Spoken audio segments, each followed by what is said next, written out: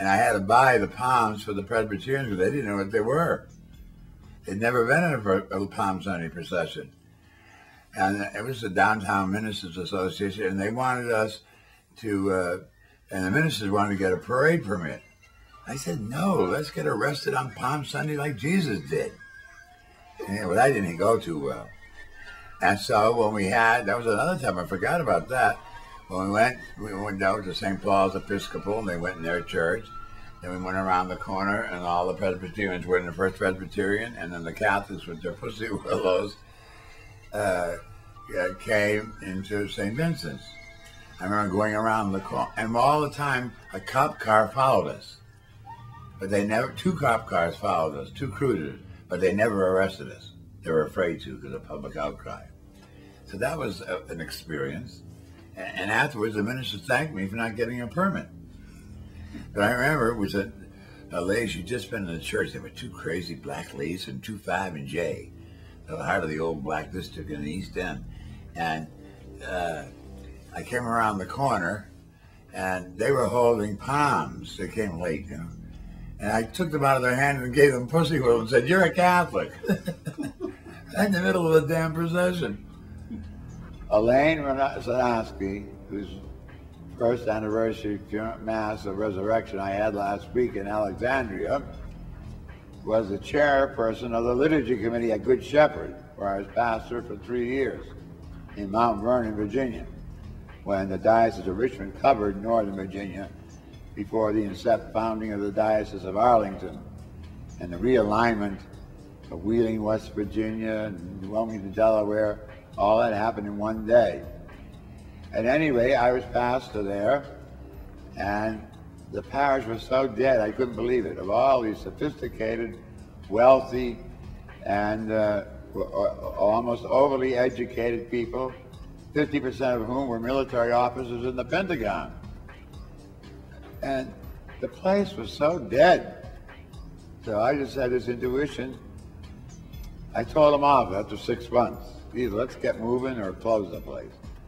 Of course, there's tons of letters which are on record, of course, in my books. And the Francis Sargent History Room of Norfolk Public Library now. And we just started doing creative things. How would you express what happened to Jesus and what Jesus did and said in a little obscure section of the Roman Empire where the Jews lived? How can you draw a contemporary parallel? And this, of course, in the official Roman documents is called adaptation.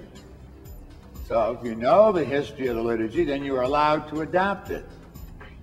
They've gone back on that. But that was the principle of adaptation.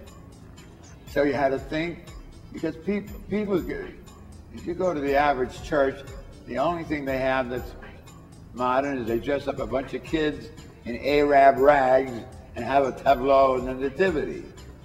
Well, that's boring. So I had the thought, and she had the implementation. What would Jesus, for theological reasons, and we don't know if this actually happened, but it doesn't matter, if he actually entered the Golden Gate on the east side of Jerusalem on the least likely animal, the foal, young donkey of a female donkey. He rode that little animal into town, and they tried to make him king. What would he drive today? What would he do today? Well, in a parish of Cadillacs, and this was before SUVs, and big Dodges and big Buicks, lots of big cars in the parking lot. You can tell a parish by its parking lot sometimes. There were no pickup trucks. And I said, he'd come in a Beetle. So it so happened that Jerry Stanoski, Elaine's husband, who knew a lot of car dealers, got the use of an orange sunroof, brand new Volkswagen. So instead of riding in on a donkey, which has been done many times to bring us back to the historical Jesus, we made it contemporary. But to get the idea across, he came, at the time, I had one that cost $2,000. He came down the aisle on Passion Sunday as the real king of the Jews in the cheapest vehicle you could find. Of course, the color orange and me standing up in the sunroof was just to add, hoop-de-doo to it. And then we had the people, and these are colonels and generals now, you got to think about the congregation, and they're very sophisticated teenagers and prim wives, the Bradford wives, or Rockford wives, whatever they are. And they were throwing confetti, welcoming Jesus as king, which is Palm Sunday all over the world in every Catholic and Orthodox church and some Protestant churches to this day. And the thing is, we forgot about the practical details. I wasn't good at details.